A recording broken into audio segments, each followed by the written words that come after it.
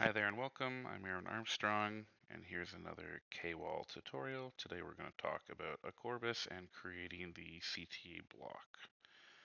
So we're going to go and either edit or create a landing page. I'm going to edit one that I have existing already. When you are inside of a landing page, you can go to main content and see your layout paragraphs. From here, you can either create new sections or add content to existing.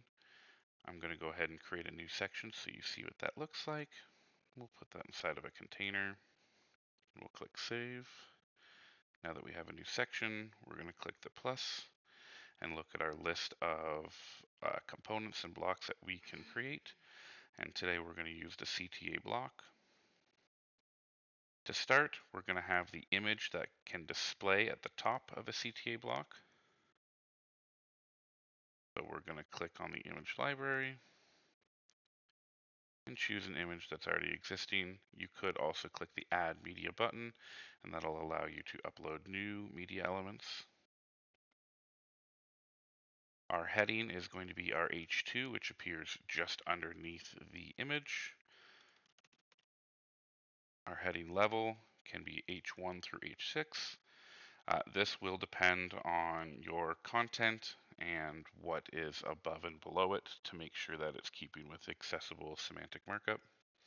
We're going to keep it as a heading level 2 right now. And then we're going to fill out some body data.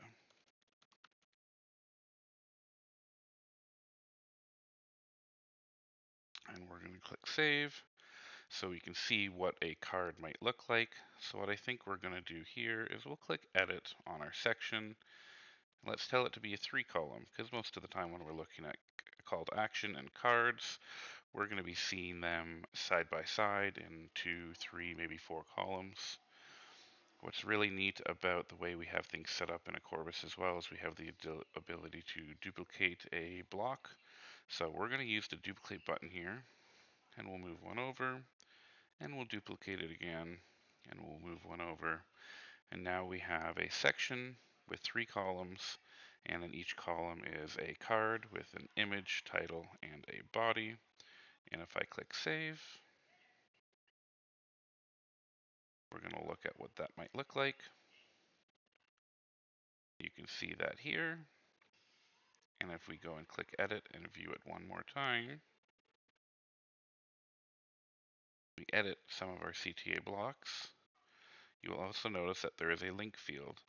And this link field has all of the available styles as our buttons that I have listed above here, our primary, secondary, the small versions, as well as a link and a more.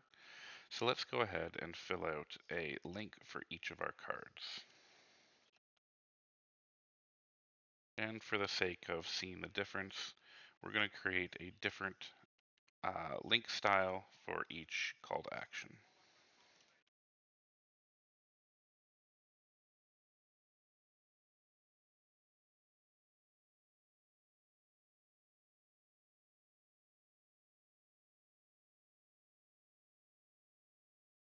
And then we're going to click Save.